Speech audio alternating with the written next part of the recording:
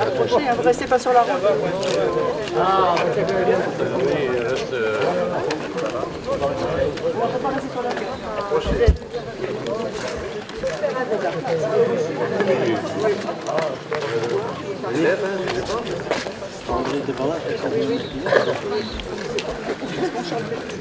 Oui, ah ouais, ok, je l'ai fait. André Bourri, c'est là?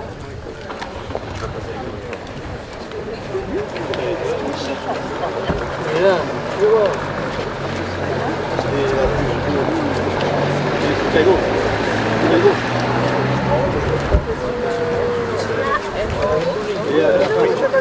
André Bourri. André Bourri. Viens. Ah non, il y a toi.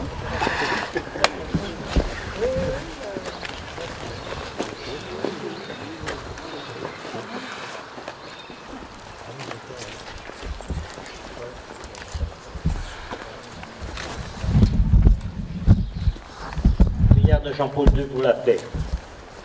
Dieu de nos pères, grand et miséricordieux, Seigneur de la paix et de la vie, Père de tous, tu as des projets de paix et non d'affliction, tu condamnes les guerres, tu abats l'orgueil des violents. Tu as envoyé ton Fils Jésus pour annoncer la paix à ceux qui sont proches ou lointains, pour réunir les hommes de chaque race, de chaque origine, en une seule famille. Écoute le cri unanime de tes fils, la supplication pleine de tristesse de toute l'humanité. Plus jamais la guerre, aventure sans retour. Plus jamais la guerre, spirale de deuil et de violence. Accorde à notre époque des jours de paix. Notre Père qui es aux cieux, que ton nom soit sanctifié, que ton règne vienne, que ta volonté soit faite sur la terre comme au ciel.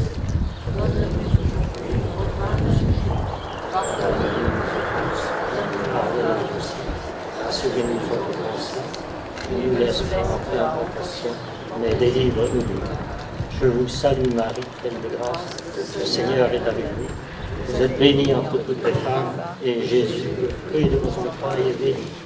Sainte Marie, Mère de Dieu, priez pour nous pauvres pécheurs, maintenant et à l'heure de notre mort.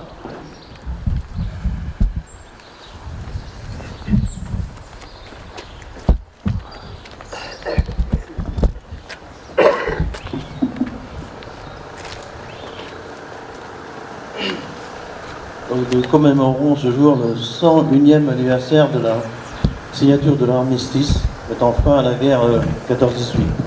Alors, je vais vous faire lecture du message de Geneviève Dariussec, disons, le secrétaire d'État auprès du ministre des Armées. Après, il y aura la lecture qui sera faite par Emma Larrey, du message de l'UFAC, l'UFAC qui est l'Union française des associations de combattants et de victimes de guerre, et qui a demandé à ce soit un jeune qui puisse lire ce message. Donc c'est Emma qui vous fera la lecture du message. Après, il y aura l'hommage sera fait comme Henri Pestel, donc qui est d'Alizio et qui est victime de la guerre 39-45 en déportation, et dont on découvrira le nom. Après, il y aura des paupières et donc la minute de silence.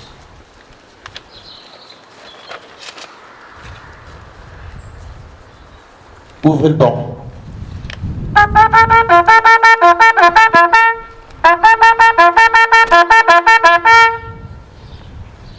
11 novembre 2019, journée nationale de commémoration de la victoire et de la paix. Hommage à tous les morts pour la France. Message de Geneviève Dariussec, secrétaire d'État auprès de la ministre des Armées. C'était il y a un siècle, un an, après la fin des combats de la Grande Guerre. Le 11 novembre 1919 fut le premier de la paix retrouvée. Désormais, le silence domine là où l'orage d'acier a tonné avec fureur. Il règne sur d'innombrables champs de bataille qui ont charrié un si long cortège de morts, de mutilés, de blessés, de traumatisés. Les traités sont signés, l'allégresse de la victoire s'est déployée dans une ampleur incomparable le 14 juillet 1919. L'état de siège vient d'être levé, la vie sociale et politique reprend ses droits, la démobilisation poursuit sa lente progression. Les poilus retrouvent leur foyer, leur famille et leur commune. Ils découvrent une vie bouleversée, une France transformée par une épreuve de 4 années et par de profondes séquelles. Partout, le pays est traversé par la sourde évidence que rien ne sera plus jamais comme avant, que le retour à l'avant-guerre est impossible. C'était il y a 100 ans, une nouvelle page s'ouvrait, celle du souvenir, de la mémoire et de l'hommage. Depuis, inlassablement, les Français sont fidèles à cet anniversaire. En ce jour, dans les nécropoles, devant les monuments aux morts, sur les places de nos villes et de nos villages, toutes les générations, unies et solidaires, se rassemblent et se recueillent. La nation se souvient de ceux qui se sont battus pour elle entre 1914 et 1918. Elle n'oublie pas ses enfants tombés au champ d'honneur sur tous les fronts, d'Orient et d'Occident. Elle n'oublie pas le sang versé par des soldats venus d'Afrique, d'Asie, du Pacifique et d'Amérique. Elle salue toutes les nations alliées qui ont partagé le même combat. Les noms gravés sur nos monuments aux morts nous rappellent constamment les valeurs d'honneur, de courage, de dévouement et de bravoure. Depuis 2012, chaque 11 novembre est aussi l'occasion d'honorer toutes les filles et les fils de France qui, dans tous les conflits, hier comme aujourd'hui, ont accompli leur devoir jusqu'au don suprême.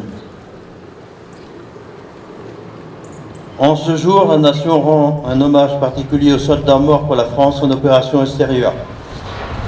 En inaugurant un monument national en leur mémoire, le président de la République inscrit dans la pierre, comme dans les mémoires, la reconnaissance pleine et entière de tout un peuple pour ses combattants. Au lieu de la mémoire nationale, ce monument aux morts pour la France en opération extérieure est aussi un rappel de la préservation de notre indépendance, de notre liberté et de nos valeurs reposent sur ceux qui ont donné leur vie pour les défendre.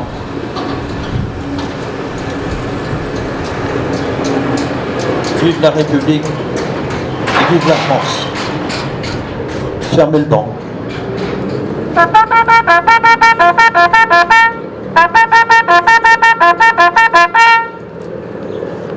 Maintenant, Emma va arriver à vous faire lecture de message de l'UFAC. Le 11 novembre dernier, la France commémorait, avec ferveur, le centenaire de l'armistice de 1918, qui avait mis fin à la Première Guerre mondiale, un conflit qui avait duré 4 années. En effet, il y a 105 ans, le 1er août 1914, les troupes allemandes envahissaient la Belgique, le nord et l'est de la France, menaçant Paris. Dès le début septembre, la réaction des généraux Joffre et Gallieni et l'extraordinaire redressement des combattants français permirent de stopper l'offensive allemande.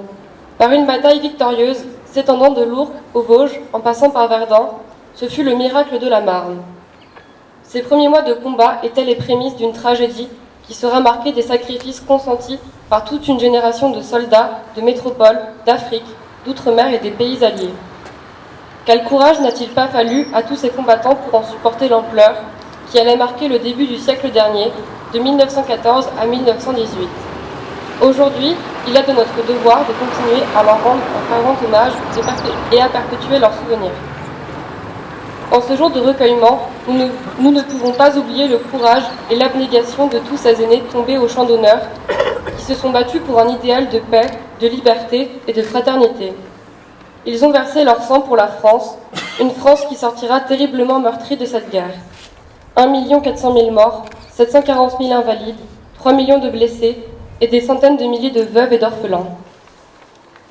En ce jour de commémoration, l'Union française des associations de combattants et des victimes de la guerre en appelle à la conscience et à la mémoire de chacun, afin que l'acceptation du sacrifice suprême et l'espérance qui habitait toutes ces victimes inspirent nos actions en faveur de la paix, de la solidarité et de la fraternité.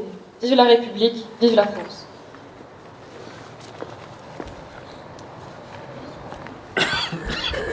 Nous profitons de cette commémoration donc pour rendre hommage à un résistant qui a donné sa vie pour la France, et nous allons tout de suite découvrir son nom qui vient d'être gravé sur le monument aux morts. Il s'agit donc de M. Henri Pestel, résistant dans les forces françaises combattantes, la FFC, sous-lieutenant dans le réseau Oscar Parson. Alors qui était Henri Pestel? Alors Henri Pestel est né à Lisieux le 2 juin 1899, fils de Julien-Marie Pestel et de Anne-Marie Bellec, qui était cultivateur, domicilié au bourg. Henri faisait partie d'une famille de 9 enfants. Par la suite, la famille a élu domicile à Maëtrois. Mobilisé en 1918, juste à la fin de la guerre, Henri aura la chance de ne pas aller combattre au front. À sa démobilisation, il s'engagera dans les conflits de Paris, et ce pendant 3 ans, puis il reviendra ensuite au domicile familial. En octobre 1923, Henri épouse Marie-Thérèse Thomas. Ils auront 3 enfants, Henri en 1925, Marcel en 1926 et Colette en 1934. Le couple s'installera à Guerre comme artisan peintre. Henri était très connu à Guerre, de par bien sûr son activité, mais aussi par sa grande implication dans la vie locale, en prenant part notamment activement à la création du club de gymnastique de Guerre. Lors de la dernière guerre, Henri entre dans la résistance et fait partie d'un réseau qui agissait à Guerre et à Comblaissac. Ce réseau, créé durant l'été 1943, avait été mis en place à la demande du colonel anglais Burkmaster et baptisé Oscar Parson. Il avait pour but de mener des actions de sabotage et de créer des désordres dans les convois allemands. Suite à une opération de parachutage d'armes par les Anglais dans la nuit du 20 au 21 octobre 1943 au château des Vaux, ils sont dénoncés par un membre du réseau, donc un milicien qui s'était infiltré dans le réseau. Et le 29 octobre, le château des Vaux est cerné et les premières arrestations ont lieu. Henri Pestel fut arrêté à son domicile par la Gestapo le 10 décembre. Le lendemain, samedi 11 décembre 1943, il a été conduit à la prison Jacques-Cartier de Rennes. Début janvier 1944, direction Compiègne, et dans le même mois, Buchenwald, Dora, commando de Ouida. Il est mort dans la tragédie de Gardelingen le 13 avril 1945, après une longue marche de la mort, brûlé vif avec 1015 autres déportés. N'ayant pu être identifié, il est enterré anonymement comme presque tous les autres dans la nécropole de 1016 tombes de Gardelingen. Ce n'est que quelques heures plus tard que la 10e division d'infanterie américaine découvrait ce drame. Ce n'est que le 10 octobre 1947 que par jugement déclaratif, pièce à l'appui, que le décès d'Henri Pestel fut constaté et déclaré décédé le 12 ou 13 avril 1945 aux environs de Gardelingen, Allemagne, et ordonne que la transcription soit faite en marge sur le registre d'état civil de la mairie de Guerre de Lisieux et au greffe du tribunal de Pleuhermel. Par décret en date du 5 juillet 1951, Henri Pestel est nommé au grade de chevalier dans l'ordre national de la Légion d'honneur à titre posthume. De même, il lui est décerné l'attribution de la Croix de guerre avec palme à titre posthume, l'attribution de la médaille de la Résistance à titre posthume. C'est donc sa fille, Mme Colette Nicolas, qui nous a fait part que le nom de son père ne figurait pas sur notre monument aux morts alors qu'il était né à Lisieux. Colette était présente aux côtés de son père ce 10 décembre, lorsqu'il fut arrêté et emmené par la Gestapo. Elle en garde un souvenir inoubliable, gravé à jamais dans sa mémoire. Elle nous en a fait part dans un témoignage poignant de cette tragédie qu'elle a vécue avec sa famille, avec en mémoire le dernier regard d'un père qu'elle ne reverra jamais. C'est dans un souci de devoir de mémoire, de reconnaissance pour celles et ceux qui ont donné de leur vie pour la sauvegarde de nos libertés, que le conseil municipal de Lisieux a décidé d'inscrire le nom d'Henri Pestel aux côtés des autres législataires morts pour la France. De même, il sera porté sur le registre d'état civil en marge de son nom la mention « Mort pour la France ». Je vais maintenant demander aux membres de la famille d'Henri Pestel, ses petits-fils, qui nous font l'honneur d'être présents, de venir découvrir son nom.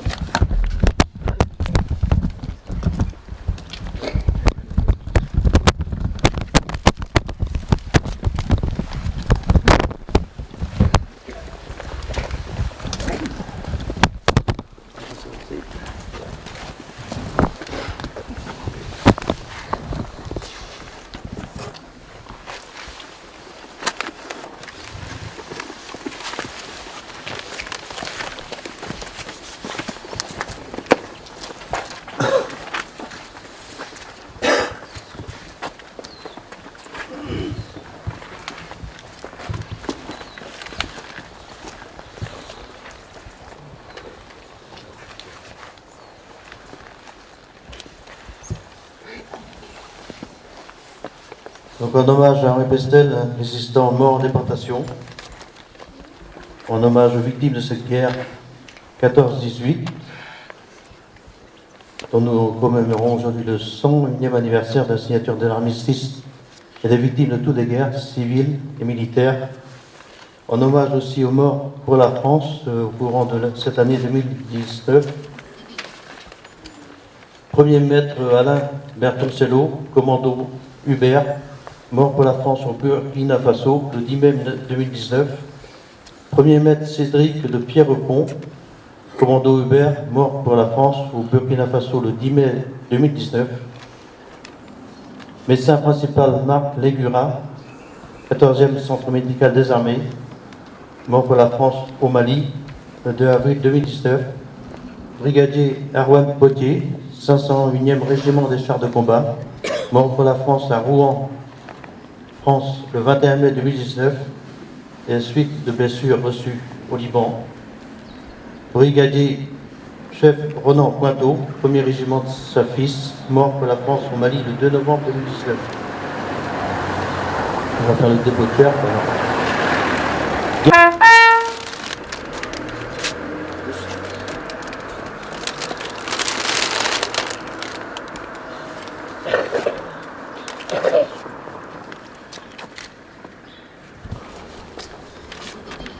Alors maintenant, nous allons faire la minute de silence qui sera suivie de la Marseillaise.